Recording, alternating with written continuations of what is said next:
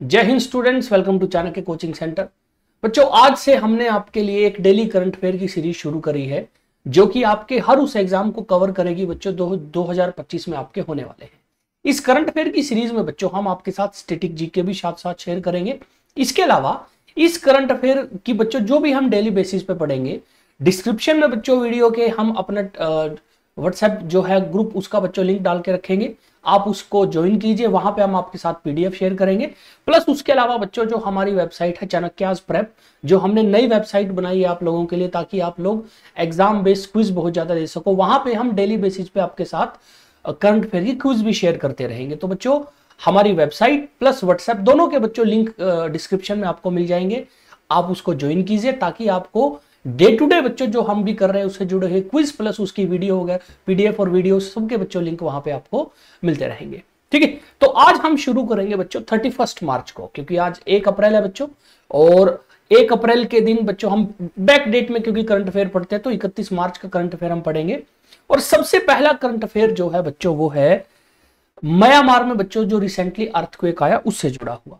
तो इंडिया ने बच्चों रिसेंटली ऑपरेशन ब्रह्मा लॉन्च कर दिया है बच्चों, और ऑपरेशन ब्रह्मा का जो मेन पर्पस है बच्चों वो है जो अर्थक्वेक इफेक्ट म्यांमार है बच्चों वहां पे हालातों को ठीक करना। तो India initiates operation Brahma to assist earthquake affected Myanmar बच्चों। तो जैसा आपको पता होगा बच्चों कि 28 मार्च को म्यांमार और उसके आसपास के इलाकों में बच्चों एक बड़ा भयंकर भूकंप आया। भूकंप जो था बच्चों उसका रिक्टर स्केल पे मैग्नीट्यूड था 7.7 बच्चों। तो याद रखिए, अर्थक्वेक के मैग्नीट्यूड को या तीव्रता को बच्चों मेजर करने के लिए हम जिस स्केल का इस्तेमाल करते हैं उस स्केल को हम बोलते हैं बच्चों रिक्टर स्केल। तो रिक्टर स्केल पे बच्चों अर्थक्वेक का जो मैग्नीट्यूड आया वो था बच्चों 7.7। और अगर हम देखें बच्चों शुरू कहां से हुआ, तो ये अर्थक्वेक बच्चों जो स्टार्ट हुआ इसका स्टार्टिंग पॉइंट माना जा रहा है बच्चों ये एक शहर है मंडला, मंडला के आसपास से बच्चों। जहां से बच्चों अर्थक्वेक शुरू होता है उसके लिए हम एक शब्द इस्तेमाल करते हैं एपी सेंटर बच्चों। तो इस अर्थक्वेक का जो एपी सेंटर था वो मंडले जो बच्चों म्यांमार की पुरानी कैपिटल थी उसके पास था। बाद में ये अर्थक्वेक जो है बच्चों ये आसपास के बहुत सारे रीजन में जो बच्चों फील किया गया। तो ऐसा नहीं है बच्चों कि ये सिर्फ म्यांमार में आया, ये थाईलैंड में भी बच्चों इसका इफेक्ट देखने को मिला, चाइना में भी, बांग्लादेश में भी, इंडिया में भी, लाओस में भी बच्चों इसके जो झटके महसूस किए गए, क्योंकि ये आसपास के रीजन में बच्चों फैलता है। बट सबसे ज्यादा नुकसान बच्चों कहां हुआ? म्यांमार। और म्यांमार में कहां बच्चों? मंडले जो शहर है उसके आसपास, क्योंकि इसका एपिसेंटर ये था। अगर मैं एक अनऑफिशियल आंकड़ा बताऊं बच्चों, अप्रोक्सीमेटली 2000 के आसपास लोगों की बच्चों डेथ हो गई है और करीब 5000 लोग अभी भी इंजर्ड हैं। और अलग अलग इंटरनेशनल ऑर्गेनाइजेशन ये बोल रही है कि शायद जो डेथ टोल है बच्चों वो 10,000 के आसपास पहुंच जाए। तो इंडियन प्राइम मिनिस्टर ने बच्चों हालात को बच्चों समझते हुए ये डिसाइड किया कि क्यों ना हमें बच्चों अपने पड़ोसी देश की मदद करनी चाहिए। तो prime minister Modi assured Myanmar senior general Min ओंग ह्लांग। अब एक और इसमें चीज देखने वाली पता है क्या है? म्यांमार में इस टाइम बच्चों मिलिट्री का कंट्रोल है, वहां पे कोई गवर्नमेंट नहीं है, वहां पे मिलिट्री का कंट्रोल है। तो इसलिए वहां के सीनियर जनरल जो मिन ओंग थे उनको बच्चों प्राइम मिनिस्टर मोदी ने इंश्योर किया कि ह्यूमैनिटेरियन एड जो है बच्चों वो अर्थक्वेक के रिलेटेड हम जल्दी लेके आएंगे। और इसी को बच्चों देखते हुए इंडिया ने ऑपरेशन ब्रह्मा जो है वो लॉन्च कर दिया, जिसमें बच्चों एयरक्राफ्ट और फील्ड हॉस्पिटल हमने बाय एयर भेजे हैं बच्चों। तो बेसिकली एयरक्राफ्ट में इंडियन एयरफोर्स के साथ मिलकर हमने करीब बच्चों 2-3 टन से ज्यादा की बच्चों राहत सामग्री, प्लस उसके अलावा बच्चों फील्ड हॉस्पिटल बच्चों पूरा का पूरा इंडियन आर्मी की एक प्रॉपर बच्चों कंपनी जो है हमने वहां पे भेजी है बच्चों। The ministry of external affairs confirm no Indian casualties. तो अच्छी बात है क्योंकि म्यांमार में काफी इंडियन रहते हैं, बट स्टिल अभी तक कोई इंडियन जो है बच्चों कैजुअलिटी की रिपोर्ट नहीं आई है। और challenge included Myanmar political division complicating aid distribution as the death toll rises. India has committed long term support including more aid, medical teams and reconstruction assistance. तो अभी भी बच्चों म्यांमार में दिक्कत क्या है? वहां पे क्योंकि मिलिट्री कू हो गया था, उसके बाद से लगातार सिविल वॉर जैसी सिचुएशन बनी हुई है। बट इंडिया ने बच्चों ऑपरेशन ब्रह्मा लॉन्च कर दिया है म्यांमार को बच्चों अर्थक्वेक के इफेक्ट से बच्चों जितना उसको हेल्प हो सकती है उतना करेंगे। अभी प्रेजेंटली बच्चों याद रखिए म्यांमार की जो कैपिटल है बच्चों उसका नाम है न्योपेदा। तो ये न्योपेदा है बच्चों, ये म्यांमार की अभी प्रेजेंट कैपिटल है बच्चों। नेक्स्ट बच्चों बात करते हैं ग्लोबल रामायण कनक्लेव के बारे में जो कोलंबो में हुई बच्चों। तो रिसेंटली बच्चों ग्लोबल कनक्लेव हुआ जिसका नाम था बच्चों ग्लोबल रामायण कनक्लेव, और वो कोलंबो में हुई बच्चों। और कोलंबो आपको पता ही है बच्चों श्रीलंका में है। अब देखिए आप बच्चों इसको एक क्वेश्चन नहीं कर सकते कि ये इंडिया या श्रीलंका में क्यों है, किसी दूसरे देश में क्यों नहीं, क्योंकि श्रीलंका का लेना देना है बच्चों रामायण से। The international Ramayan and Vedic research institute hosted a Ramayan conclave in Colombo with scholars and religious leaders from India and Sri Lanka discussing the global influences of Lord Rama personality and historical significance of Ramayana related sites in Sri Lanka बच्चों। तो basically Ramayan conclave organise इसलिए किया गया बच्चों ताकि जो society है India और श्रीलंका दोनों को, उनको भगवान राम की पर्सनैलिटी और उन हिस्टोरिकल जगहों के बारे में अवेयर किया जा सके जो श्रीलंका में है, स्पेशली बच्चों रामायण से रिलेटेड, जैसे कि सीता एलिया, मानावरी टेम्पल और मुन्नेश्वरम बच्चों। सीता एलिया जैसे बच्चों बाग सा है बेसिकली, तो समझा जाता है कि जो सीता थी वो यहां रहा करती थी। The conclave emphasize lord Ram values of righteousness, leadership, devotion which has influence culture worldwide including Thailand, Indonesia, Nepal. तो बेसिकली इस कनक्लेव में अलग अलग देशों के रिप्रेजेंटेटिव आए थे, और आपको बच्चों रामायण से रिलेटेड सिर्फ इंडिया और श्रीलंका में नहीं मिलेंगी चीजें बच्चों। अगर आप कभी थाईलैंड और इंडोनेशिया जाएंगे तो आप वहां पाएंगे वहां भी वो लोग रामायण को एज अ हिस्टोरिकल बच्चों चीज सेलिब्रेट करते हैं। और वहां पे अगर आप कभी जाओगे तो रामलीला भी होती है बच्चों, अलग से स्टाइल में होती है, बट बेसिक बिल्कुल बच्चों सेम है सबका। ठीक है, तो याद रखिए रामायण कनक्लेव कहां पे हुआ बच्चों? कोलंबो में। और कोलंबो कहां है? श्रीलंका में बच्चों। अब बच्चों अगर आप श्रीलंका को एक तरीके से देखो तो ये बच्चों हमारा पड़ोसी श्रीलंका, श्रीलंका जो है बच्चों वो हिस्टोरिकली इंडिया के साथ कल्चरली और एरिया वाइज भी, जब साउथ में बच्चों चोला किंगडम चोला एम्पायर था तब बच्चों श्रीलंका कुछ टाइम के लिए इंडिया का हिस्सा बनी। कल्चरली हम लोग बच्चों एक दूसरे के साथ काफी टाइम से हैं। श्रीलंका की एक कैपिटल तो है बच्चों कोलंबो। श्रीलंका की बच्चों दो कैपिटल है, एक है कोलंबो, दूसरी श्रीलंका की कैपिटल है बच्चों उसका नाम है श्री जयवर्धने कोट्टा बच्चों। तो श्रीलंका की याद रखिए आजकल दो कैपिटल है, श्री जयवर्धने कोट्टा और कोलंबो। श्रीलंका की अगर आप करेंसी की बात करें बच्चों तो इनकी करेंसी इंडियन रुपी की तरह ही श्रीलंकन रुपी है बच्चों। जैसे हमारे देश में इंडियन रुपी है, श्रीलंका में बच्चों श्रीलंकन रुपी है। उसके अलावा बात करें बच्चों श्रीलंका का जो सिस्टम है वो भी हमारे जैसा है। वहां पे एक प्रेसिडेंट बनता है और वहां पे एक पीएम बनता है। वहां के प्रेसिडेंट की अगर मैं बात करूं बच्चों, ए के दिशा नायके जो है बच्चों वो वहां के इस टाइम प्रेसिडेंट है, ए के दिशा नायके। और वहां की पीएम बच्चों एक महिला है जिनका नाम है हरिणी अमरसूरिया बच्चों। हरिणी अमरसूरिया जो है वो अभी श्रीलंका की प्राइम मिनिस्टर है। अच्छा, श्रीलंका में एक और बड़ा ट्रेडिशन है बच्चों, वहां पे प्रेसिडेंट और पीएम महिलाएं बहुत रही हैं। इंडिया से पहले बच्चों जो है वो इस चीज में काफी आगे हैं। फिजिकली बच्चों अगर मैं बात करूं, आप देखिए इंडिया और श्रीलंका के बीच में बच्चों यहां पे एक स्ट्रेट है जिसका नाम है पाक स्ट्रेट बच्चों। तो पाक स्ट्रेट बेसिकली ये हिस्सा जो है उसको बच्चों हम बोलते हैं। तो पेपर में कई बार क्वेश्चन आता है कि पाक स्ट्रेट कहां का है, तो इंडिया और श्रीलंका के बीच में जो पानी का हिस्सा है बच्चों इस हिस्से को पाक स्ट्रेट बोला जाता है बच्चों। नेक्स्ट बच्चों बात करते हैं रोशनी नाडर के बारे में। तो Roshni Nadar became the world first Indian women to enter the world top 10 richest women list बच्चों। तो रोशनी नाडर इंडिया की वो पहली वुमेन बन गई है जो दुनिया की टॉप 10 रिचेस्ट वुमेन की लिस्ट में आई है बच्चों। इससे पहले कोई इंडियन वुमेन टॉप 10 बच्चों रिचेस्ट वुमेन की लिस्ट में नहीं आई। तो Roshni Nadar, chairperson of HCL technology, has become the first Indian women to enter the top 10 richest women list, ranking 5th with a net worth of 3.5 lakh crore यानी $40 बिलियन। अब ये कहां से हमें पता चला? तो बच्चों एक ऑर्गेनाइजेशन है हुरून बच्चों। हुरून ऑर्गेनाइजेशन दुनिया में मिलियनर कितने हैं, बिलियनर कितने, सबसे अमीर बैंक कौन सा है, सबसे अमीर लोग कंपनी कौन सी है, इस तरह की बच्चों लिस्ट निकालती है। तो इसने हुरून ग्लोबल रिच लिस्ट निकाली जिसमें इसने एक बताया कि दुनिया में सबसे ज्यादा अमीर आदमी कौन है। उसी अमीर आदमी में महिलाएं भी थी। फिर एक सेपरेट लिस्ट आई जिसमें बताया गया दुनिया की सबसे अमीर औरतें कौन है। तो अगर आप इस लिस्ट के हिसाब से देखो तो वर्ल्ड रिचेस्ट आदमी बच्चों, वर्ल्ड रिचेस्ट आदमी जो है वो नन अदर देन बच्चों कौन है, एलन मस्क बच्चों। अगर आप वर्ल्ड रिचेस्ट वुमेन देखो, वर्ल्ड रिचेस्ट वुमेन, उनका नाम है बच्चों एलिस वाटसन। एलिस वाटसन जो है वो एक वॉलमार्ट जो बच्चों कंपनी है वो उसकी इस टाइम हेड है, वॉलमार्ट के हेड है, क्योंकि वॉलमार्ट बहुत बड़ी कंपनी है, इसलिए एलिस वाटसन बच्चों इस टाइम वर्ल्ड रिचेस्ट वुमेन है बच्चों। फिर बच्चों इसी वर्ल्ड रिचेस्ट वुमेन लिस्ट में रोशनी नाडर का नंबर आया है 5वां बच्चों। तो अब एक और कमाल की बात क्या है, अचानक से अमीर हुई है ये इससे पहले, क्योंकि एचसीएल कंपनी तो काफी टाइम से है। तो असल में हुआ क्या बच्चों, एचसीएल कंपनी के जो ज्यादातर बच्चों शेयर थे वो शिव नाडर के पास थे।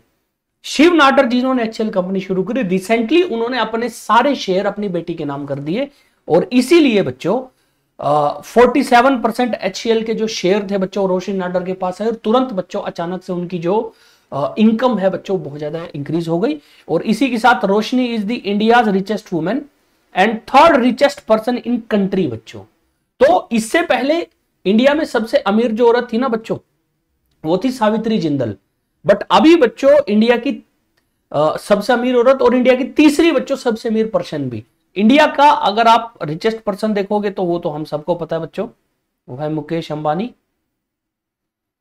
तो मुकेश अंबानी बच्चों नंबर 1 पे हैं, नंबर 2 पे हैं बच्चों गौतम अडानी, और नंबर 3 पे इस टाइम इंडिया का रिचेस्ट आदमी कौन है, एक महिला जिनका नाम है बच्चों शिव नाडर। तो मुकेश अंबानी रिचेस्ट लिस्ट में। एक और कमाल की बात बताऊं बच्चों, दुनिया के टॉप 10 अमीरों में मुकेश अंबानी का नाम नहीं आता, वो इस लिस्ट से बाहर हो गए बच्चों, क्योंकि पिछले 1 साल में उनकी कंपनी को बच्चों करीब $1 बिलियन का जो है वो नुकसान हुआ है बच्चों।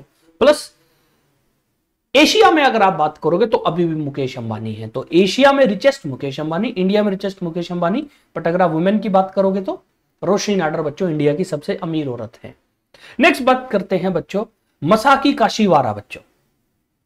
तो एक जापानी बच्चों मैथमेटिशियन है जिनका नाम है Masaki Kashiwara, has been awarded the 2025 Abel prize for mathematics बच्चों।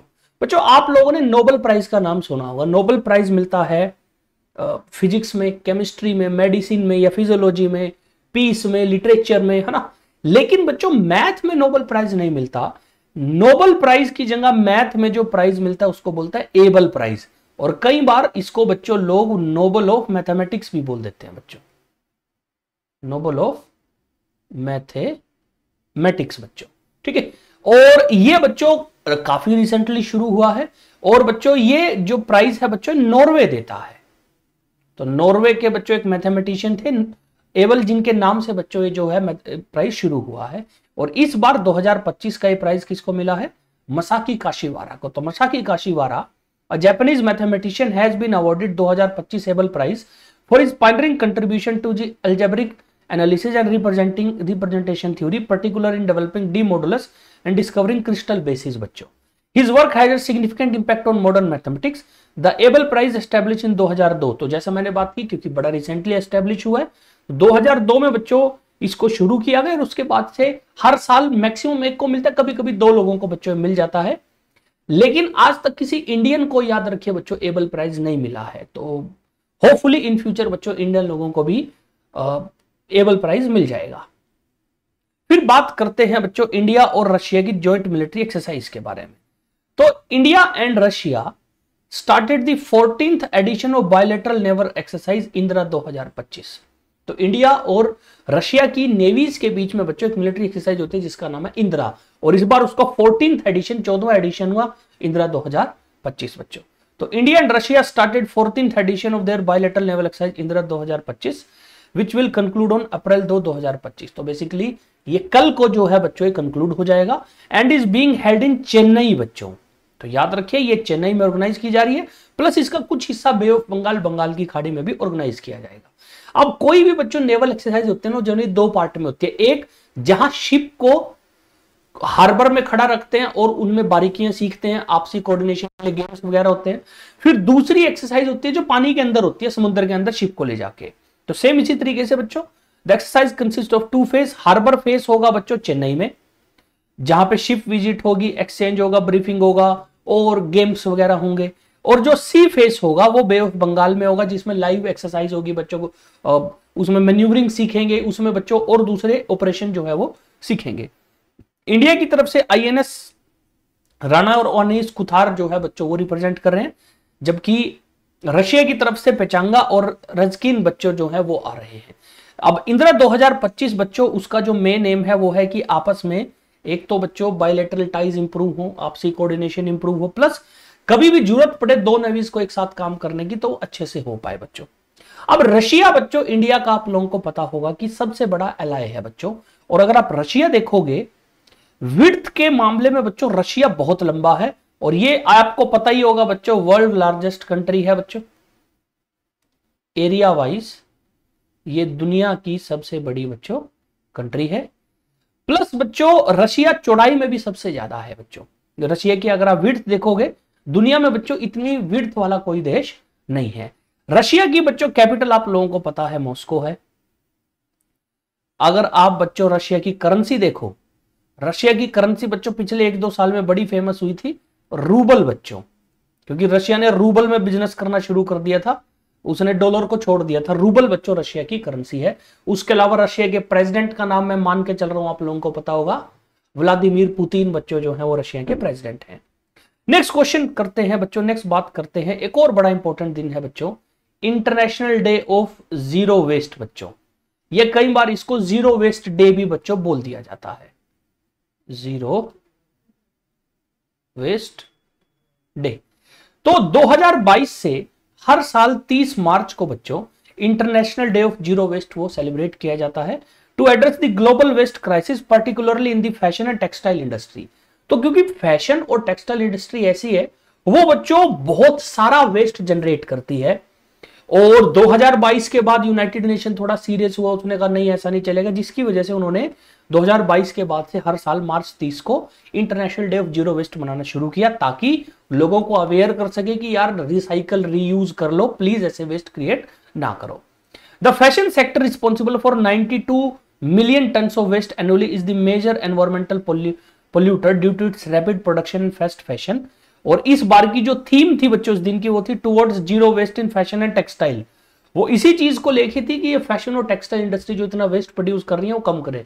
दूसरे बच्चों जो आप कह सकते हो सेक्टर है ना वहां पे भी वेस्ट पैदा हो रहा है, बट वो बच्चों रिसाइकल और रीयूज काफी ज्यादा कर रहे हैं। बट ये सेक्टर एक ऐसा है बच्चों जहां पे अभी भी बहुत ज्यादा वेस्ट जो है वो इकट्ठा हो जाता है। अब बच्चों याद रखिए ये बच्चों जो इंटरनेशनल डे है ये शुरू किया था बच्चों यूनाइटेड नेशन जनरल असेंबली ने। तो यूनाइटेड नेशन के अंदर बच्चों 6 प्रिंसिपल ऑर्गन हैं, उनमें से जो सबसे मेन ऑर्गन है उसका नाम है यूनाइटेड नेशन जनरल असेंबली, जो कि बच्चों न्यूयॉर्क में बैठती है। इसका हेडक्वार्टर कहां पे है? न्यूयॉर्क बच्चों यूएसए में। इसने बच्चों डिसाइड किया था कि हाँ हम ऐसे दिन मनाएंगे, और इस बार की जो थीम है बच्चों वो भी थोड़ा सा मैंने जैसा डिस्कस किया कि फैशन और टेक्सटाइल को लेके, तो promote sustainable participating like recycling of friendly material and circular economic solution. और इसी दिन जो है बच्चों गवर्नमेंट्स को भी अवेयर किया जाता है कि आप अपने यहाँ पे कुछ ऐसे लॉ बनाइए ताकि बच्चों वेस्टेज जो है वो कम हो। और एक बच्चों सस्टेनेबल डेवलपमेंट गोल होता है, उसको हम एसडीजी बोलते हैं। बेसिकली अर्थ को अच्छा रखने के लिए हमने कुछ डेवलपमेंट गोल बना रखे हैं। ये एसडीजी 12 के अंदर आता है बच्चों रिस्पॉन्सिबल कंजम्पशन में। रिस्पॉन्सिबल कंजम्पशन मतलब जब हम कुछ भी चीज कंज्यूम कर रहे हैं ना, एनवायरमेंट को उसके नुकसान जो है वो जितना मिनिमम हो उतना हमारे लिए अच्छा है बच्चों। नेक्स्ट है बच्चों टेक कृति के बारे में बच्चों, तो चलिए बात करते हैं। तो CDS general Anil Chauhan officially inaugurates Techkriti 2025 at IIT Kanpur बच्चों। तो अब ये सीडीएस क्या है बच्चों? देखिए बच्चों हमारे देश में डिफेंस की हमारी 3 बच्चों इंपॉर्टेंट पार्ट हैं जिनको हम बोलते हैं आर्मी, एयरफोर्स और नेवी। इन तीनों के अपने अलग अलग हेड होते हैं बच्चों, जैसे आर्मी में जनरल, नेवी में एडमिरल, एयरफोर्स में एयर चीफ मार्शल। इनके तीनों के ऊपर बच्चों भारत में आजकल एक नई पोस्ट है जिसको हम बोलते हैं CDS, chief of defence staff. CDS के ऊपर प्रेसिडेंट होता है, और ये सीडीएस की पोस्ट क्रिएट क्यों की गई? ताकि बच्चों ये जो तीनों हमारी मेन बच्चों डिफेंस फोर्सेज हैं इनके बीच में कोऑर्डिनेशन को इंप्रूव किया जा सके। तो chief of defence staff general Anil Chauhan जो हैं उन्होंने टेक कीर्ति 2024 को आईटी कानपुर में जो है बच्चों वो ऑफिशियली इनॉग्रेट किया। और ये आईटी कानपुर टेक्नोलॉजी के बारे में, तो ये बच्चों जो टेक कीर्ति है ये बेसिकली एशिया का लार्जेस्ट इंटर कॉलेजिएट टेक्निकल और एंटरप्रेन्योरल फेस्टिवल है। लार्जेस्ट इंटर कॉलेजिएट मतलब पूरी एशिया के जितने कॉलेजेस हैं उनमें होने वाला सबसे बड़ा टेक्निकल फेस्टिवल है बच्चों। और ये अकेला टेक्निकल नहीं, ये एंटरप्रेन्योरल भी फेस्टिवल है, यानी इसमें कंपनियों जो छोटी छोटी कंपनियां हैं उनको बुलाया गया कि आप अपनी जो प्रोडक्शन है उसको शोकेस कीजिए, आपकी जो टेक्नोलॉजी उसको लोगों को दिखाइए। The event focused on future warfare technologies, highlighting advancement in cyber security, AI, quantum computing, and cognitive warfare. General Chauhan urged young innovators to contribute to India's technological growth and national security. और the event featured the रक्ष कीर्ति defence expo बच्चों, जिसकी मैं अभी बात कर रहा था, उसमें डिफेंस के और रिलेटेड बच्चों जो भी नई नई बच्चों फॉर्म्स हैं उन्होंने अपना बच्चों प्रोडक्ट वो है शोकेस किया।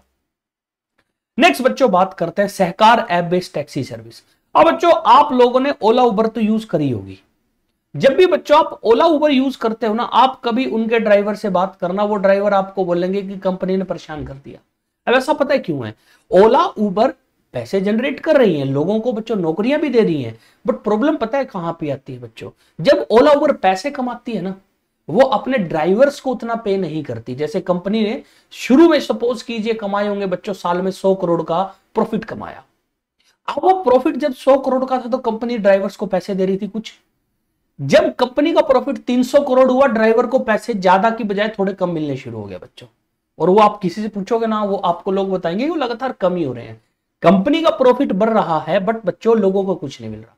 तो इसको देखते हुए हमारी गवर्नमेंट ने बच्चों एक नई ऐप बेस्ड टैक्सी सर्विस शुरू करने की डिक्लेरेशन करी है और उसका नाम होगा बच्चों सहकार। तो सहकार बच्चों नई एक ऐप बेस्ड टैक्सी सर्विस होगी। और union minister Amit Shah announce the launch of Sahakar, a new app based taxi service operating under a cooperative framework aiming to empower driver as stake holders. तो बेसिकली ये जो सहकार बच्चों होगी ना, ये कोऑपरेटिव सिस्टम पे चलेगी। अब बच्चों कोऑपरेशन या कोऑपरेटिव सिस्टम क्या होती है? तो देखिए कोऑपरेटिव सोसाइटी बच्चों क्या होती है? बेसिकली ये एक ऐसी ऑर्गेनाइजेशन होती है जिसमें उसके जो मेंबर है ना, उन्हीं का प्रॉफिट छुपा होता है। यानी वही लोग जो है अपना समझ के इसको काम करते हैं, और अगर उस सोसाइटी को या उस कंपनी को प्रॉफिट होगा तो वो लोगों का डायरेक्ट उसको बच्चों बेनिफिट मिलेगा। यानी बेसिकली मेरी कोऑपरेटिव सोसाइटी मैं चला रहा हूं और अगर ग्रोथ होगी तो उसमें मेरा भी बहुत बड़ा हिस्सा रहेगा। जबकि ओला उबर में बच्चों ऐसा नहीं होता। तो unlike private platform like Ola and Uber, Sahkar will ensure fair profit sharing and transparent pricing backed by ministry of cooperation. It align with Sahkar se Samriddhi mission. तो भारत सरकार का बच्चों एक आजकल मिशन है सहकार से समृद्धि, यानी कोऑपरेटिव सोसाइटी जितनी बनाएंगे उतना बच्चों भारत की ग्रोथ होगी। अब इसको बच्चों ऐसा बोला जा रहा है कि ओला और उबर का बच्चों बेड़ा गर्क होना निश्चित है इससे, क्योंकि अगर ये चलेगी और अगर ड्राइवर्स को इससे फायदा होगा तो भारत के जो ड्राइवर है वो इसकी तरफ स्विच करेंगे और उससे ओला और उबर का बच्चों काफी सारा नुकसान होगा। अब ये बात बच्चों आई कब? जो सरकार है वो multi state cooperative society bill जो है उसमें अमेंडमेंट कर रही थी बच्चों। उस दौरान जो है बच्चों सरकार ने बताया मैं ऐसा करेंगे, और अभी ट्रायल बेसिस में बच्चों कुछ सिलेक्ट सिटीज में चलेगी, फिर धीरे धीरे बच्चों इसको एक्सटेंड किया जाएगा भारत के दूसरे शहरों तक बच्चों। नेक्स्ट बात करते हैं बच्चों CS शेट्टी के बारे में। तो स्टेट बैंक ऑफ इंडिया का बच्चों आपने नाम सुना होगा। तो स्टेट बैंक ऑफ इंडिया के जो चेयरमैन है ना बच्चों, जिनका नाम है CS शेट्टी, उनको रिसेंटली जो है बच्चों इंडियन बैंक एसोसिएशन का चेयरमैन बना दिया गया है। तो CS Shetty elected as chairman of Indian bank association बच्चों। तो Indian bank association appointed state bank of India chairman CS Shetty as new chairman for the next fiscal year. Fiscal year basically जो financial year होता है बच्चों 1 अप्रैल से 31 मार्च तक जो चलता है उसके लिए बच्चों। अब ये क्या है बच्चों? Indian bank association. देखिए बच्चों जब भारत में बैंकिंग सेक्टर बनने लगा और जब हम आजादी के नजदीक आए तो 26 सितंबर 1946 को अलग अलग बैंक के जो ग्रुप थे उन्होंने मीटिंग करी। उन्होंने कहा कि हमें अपने लिए भी एक एसोसिएशन बनानी चाहिए जो हमें रिप्रेजेंट करे, हमारी बातों को रखे, प्लस जहां पे हम सारे एक साथ बैठेंगे, आपस में कोऑर्डिनेशन करेंगे, तो फ्यूचर में कभी ऐसा नहीं होगा कि हम बैंक ही एक दूसरे के साथ लड़ रहे हैं। तो इसको देखते हुए बच्चों उन्होंने इंडियन बैंक एसोसिएशन बनाई बच्चों। और ये एसोसिएशन बनाई गई थी बैंक और जितने फाइनेंशियल इंस्टीट्यूशन इंडिया में ऑपरेट कर रहे हैं उनके लिए आपसी कोऑर्डिनेशन को अच्छा, प्लस बैंकिंग सेक्टर को रिप्रेजेंट करने के लिए भी बच्चों जब भी बात आएगी तो ये लोग जाकर रिप्रेजेंट करेंगे। और ये 1946 में शुरू, उस टाइम सिर्फ 22 जो बैंक थे बच्चों उसके मेंबर थे। बट अगर आज मैं आपको बताऊं बच्चों, 247 बैंक्स एंड फाइनेंशियल इंस्टीट्यूशंस बच्चों इसका पार्ट है। तो ये एक बहुत इंपॉर्टेंट ऑर्गेनाइजेशन है बच्चों, जो हमारे बैंकिंग सेक्टर को रिप्रेजेंट करता है। और इसी के चेयरमैन के तौर पे बच्चों अपॉइंट किया गया है किसको? CS सेट्टी, जो कि बच्चों चेयरमैन है SBI के, स्टेट बैंक ऑफ इंडिया के बच्चों। इसी के अलावा इसी बच्चों टाइम पीरियड के दौरान जो कमिटी सेलेक्ट कर रही थी, उन्होंने बच्चों 3 जो है वो डेप्टी चेयरमैन भी सिलेक्ट किए। कौन कौन है बच्चों? यूनियन बैंक के MD A Mani Khalai, Punjab and Sind bank के MD स्वरूप कुमार साहा और माधव नायर जो कि बैंक ऑफ बहरीन और कुवैत के बच्चों पार्ट हैं, उनको एज ए डिप्टी चेयरमैन बच्चों इलेक्ट किया गया है। तो याद रखिए बच्चों, ये बैंकिंग एग्जाम्स के लिए बच्चों काफी इंपॉर्टेंट है। नेक्स्ट बच्चों बात करते हैं इंडिया की इकोनॉमी के कोर सेक्टर के बारे में। तो India core sector growth decreases to 2.9% in February बच्चों।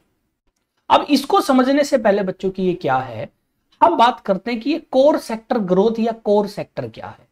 देखिए बच्चों, हमारे देश की जो इकोनॉमिक सिस्टम है ना बच्चों, हमारे देश का इकोनॉमिक सिस्टम या तो एग्रीकल्चर के ऊपर डिपेंड करता है, या फिर जैसे हर देश की इकोनॉमी डिपेंड करती है प्रोडक्शन बच्चों। बट बच्चों अगर हम देखें ना, हमारे देश में ज्यादातर जो प्रोडक्शन है वो 8 अलग अलग सेक्टर्स में होती है, या 8 अलग अलग आप कह सकते हो इंडस्ट्रीज हैं उनमें होती है बच्चों। तो इसके लिए हम बच्चों 8 इंडस्ट्रीज वर्ड यूज कर लेते हैं। तो हमारे देश की बच्चों जो मेन प्रोडक्शन है वो 8 इंडस्ट्रीज जो है वो कंट्रोल करती हैं। कौन कौन सी बच्चों? कोल, सीमेंट, इलेक्ट्रिसिटी, उसके अलावा बच्चों रिफाइनरी, ऑयल, स्टील एटसेट्रा बच्चों। ठीक है, टोटल 8 हैं। अब क्योंकि बच्चों ये इंडिया की प्रोडक्शन का मेन है, तो हम इनको ना कोर सेक्टर बोल देते हैं। कोर सेक्टर मतलब वो 8 इंपॉर्टेंट इंडस्ट्री जो कि इंडिया की जीडीपी में बहुत बड़ा रोल, हमारी इकोनॉमी में बहुत बड़ा रोल प्ले करती हैं।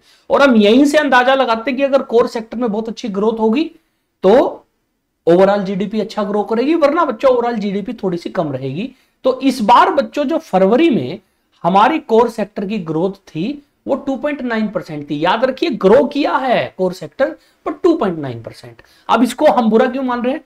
क्योंकि इंडिया की जो कोर सेक्टर की ग्रोथ थी वो जनवरी में अप्रोक्स 5.1% थी बच्चों, जो कि गिर के बच्चों 2.9% हो गई है। तो India core sector growth slow to 2.9% in February 2025, down from 5.1% in January, reflecting the weakest expansion in 5 month. तो पिछले 5 महीनों में सबसे कम ग्रोथ रेट बच्चों हमारी कोर सेक्टर जो 8 कंपनीज हैं इनका रहा बच्चों। सीमेंट और फर्टिलाइजर बच्चों इकलौती वो इन 8 इंडस्ट्रीज में थी जिन्होंने लगातार अच्छी ग्रोथ दिखाई है, और 10.5 और 10.2% के आसपास इनकी ग्रोथ हुई।